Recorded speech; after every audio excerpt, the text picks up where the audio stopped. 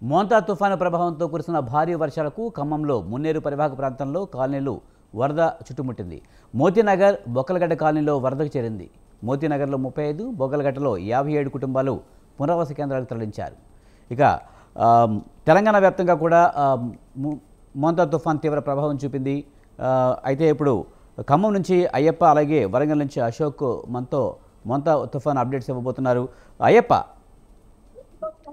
మోంతా తుఫాను ఖమ్మం మీద ఎలాంటి ప్రభావం చూపించింది? విజయ్, ఊహించని విపత్తుతోటి ఉమ్మడి ఖమ్మం జిల్లా వ్యాప్తంగా ప్రజలైతే తీవ్ర ఇబ్బందులు ఎదుర్కొన్నారు. ప్రస్తుతం అయితే ప్రధానంగా రైతులు వరి పంట కావచ్చు, పత్తి చేను కావచ్చు, మొక్కజొన్న తీవ్ర నష్టం వాటిల్లిందని చెప్పొచ్చు. మరోవైపు మున్నేరు వాగు అయితే వరద ఉధృతి కొనసాగుతుంది. ఎందుకంటే గత 2 రోజులుగా కురుస్తున్నటువంటి భారీ వర్షాలకు ఎగువన ఉన్నటువంటి వాగులు వంకలు పొంగి పొరడంతో మున్నేరు వాగుకి అయితే వరద ఉధృతి పెరిగింది. గత రాత్రి నుండి 16 అడుగుల వద్ద మొదటి ప్రమాద హెచ్చరిక జారీ చేసిన తర్వాత ఈ రోజు ఉదయం నుండే కూడా వరద ఉధృతి కొనసాగుతుంది. ప్రస్తుతం అయితే 25 అడుగుల వద్ద అయితే మున్నేరు వాగు వరద ఉధృతి కొనసాగుతుంది.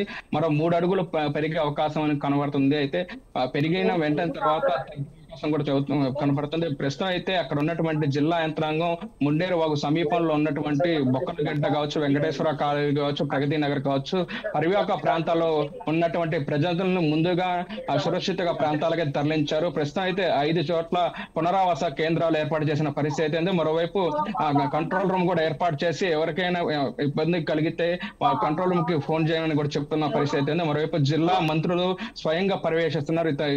అధికారులతో కూడా సమీక్ష సమావేశం నిర్వహిస్తూ అక్కడ ఉన్నటువంటి ప్రజలను అప్రమత్తం చేసి లోతట్టు ప్రాంతాల ప్రజలను పునరావాస కేంద్రాలకు తరలిస్తున్నారు. ఎందుకంటే ముందు జాగ్రత్త చర్యలు తీసుకోవడం వల్ల అక్కడ ప్రజలు ఉన్నటువంటి ఇండ్లలో ఉన్నటువంటి సామాన్లు కూడా తరలించే ప్రయత్నం చేశారు. దీనివల్ల ఎటువంటి నష్టం వాటిల్ల పరిస్థితి లేదు.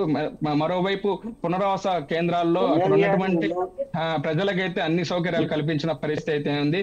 మరోవైపు మున్నేరు పరివాహక ప్రాంతాల్లో ఉన్నటువంటి వాగులు అయితే పొంగి పొర్లుతున్నాయా, అక్కడ మరికొన్ని చోట్ల అయితే రాకపోకలు నిలిచిపోయిన పరిస్థితి అయితే ఉంది. ప్రధానంగా వరి రైతులకైతే తీవ్ర నష్టం వాటిల్లిందని చెప్పొచ్చు. ఎందుకంటే చేతికి వచ్చిన పంట అయితే, కోత దశకు వచ్చిన పంట అయితే పూర్తిగా నీట మునుగుతుంటే భారీ నష్టం వాటిల్లని చెప్పొచ్చు.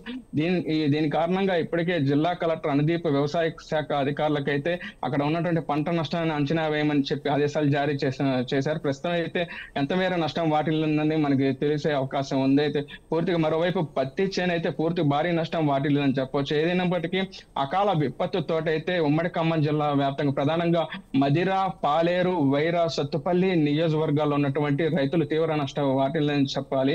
ఏదైనప్పటికీ ఈ రోజు మున్నేరు వాగైతే వరద ఉధృతికి కొనసాగుతుంది. ఎందుకంటే గతంలో చూసుకోవచ్చు, గత 2 సంవత్సరాల క్రితం ఇదే మున్నేరు వాగు భారీ ఎత్తున వరద రావడం కూడా లక్షలాది రూపాయల నష్టం వాటిన పరిస్థితి నేపథ్యంలో ముందస్తు చర్యల్లో భాగంగా అక్కడ ఉన్నటువంటి జిల్లా యంత్రాంగం అప్రమత్తమైంది. లోతట్టు ప్రాంతాల ప్రజలను సురక్షిత ప్రాంతాలకు అయితే తరలించారు.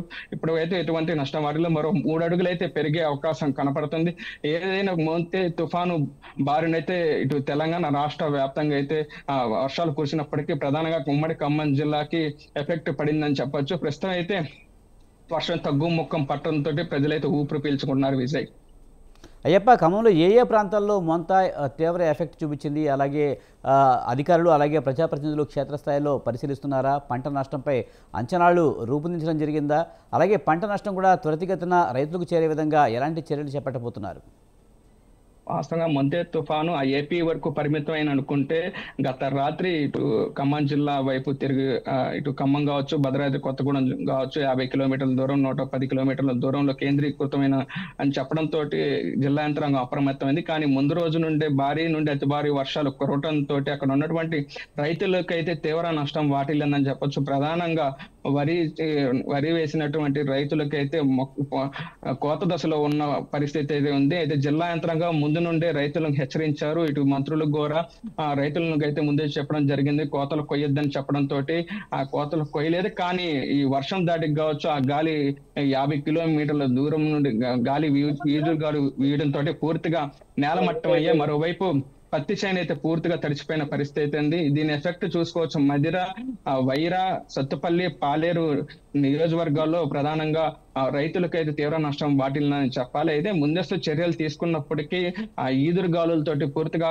పంట నేల కొరిగిన పరిస్థితి అయితే ఉంది. ఈ నేపథ్యంలోనే వ్యవసాయ శాఖ అధికారులు ఇప్పటికే నష్టపరిహారాన్ని అంచనా వేస్తున్న పరిస్థితి అయితే ఉంది. మరోవైపు లోతట్టు ప్రాంతాలు పూర్తిగా జలమయమయ్యే అయితే వైరా సమీపంలో ఉన్నటువంటి నిమ్మవాగులో DCM వ్యాన్ తో పాటు డ్రైవర్ కొట్టుకుపోయిన సంఘటనలో డ్రైవర్ ఇప్పటికీ ఆచూకీ తెలియని పరిస్థితి అయితే ఉంది. మరోవైపు పలు చోట్ల చెట్లు నేల కొరిగిన పరిస్థితి అయితే ఏదైనప్పటికీ ఊహించిన విపత్తితోటి ఉమ్మడి ఖమ్మం జిల్లా వ్యాప్తంగా గత 2 రోజులుగా తీవ్ర ఇబ్బందులు అయితే ఎదుర్కొన్నారని చెప్పొచ్చు. అయితే మున్నూరు పరివాహక ప్రాంతాల ప్రజలైతే, లోతట్టు ప్రాంతాల ప్రజలైతే ఇప్పుడు ప్రస్తుతం అక్కడ ఉన్నటువంటి ఇళ్లలోకి నీరు చేరడం తోటి పూర్తిగా బురదమయమైంది. అయితే రానున్న 2 రోజుల పాటు ఇదే పరిస్థితి ఉండే అవకాశం ఉంది. అక్కడ ఉన్నటువంటి బురదను క్లీన్ చేయడానికి కూడా అధికారులు అయితే ముందుగా జాగ్రత్తగా చర్యలు తీసుకున్నారు. ఇప్పుడు ప్రస్తుతం NDRF బృందాలు కూడా అక్కడ ఉన్నటువంటి పరిస్థితి అంటే ప్రజలను అత్యవసరం అయితే తప్పితే బయటికి రావద్దని చెబుతున్న పరిస్థితి ఉంది. ఇప్పటికైతే ఆ ప్రాంతంలో పూర్తిగా ఆ కాలనీ మొత్తం నీటితో నిండిపోయిన బురద మేటేసిన పరిస్థితి అయితే ఉంది అక్కడ విజయ్.